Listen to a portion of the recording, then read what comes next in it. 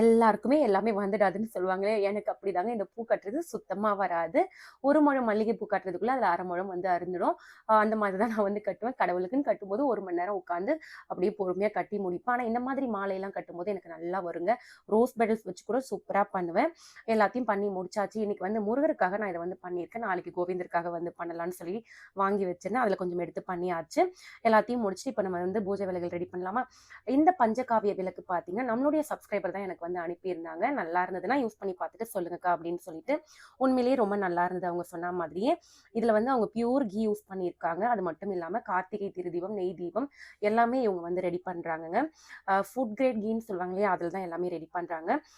தேன் மெழுகு, ஏலக்காய், கிராம்பு, பச்சை கற்பூரம், ஜவ்வாது, மரிக்கொழுந்துன்னு அப்படியே மணக்கக்கூடிய பொருட்கள் போட்டு எல்லாமே ரெடி பண்ணியிருக்காங்க. நீங்களும் தேவைப்பட்டா யூஸ் பண்ணிக்கோங்க. இவங்களுடைய இன்ஸ்டா பேஜும், வாட்ஸ்அப் நம்பரும் குடுக்குறேன். தரணி, அக்மார்க், அசல், நீரா இவங்க பேஜ் நீங்க செக் பண்ணி பாருங்க.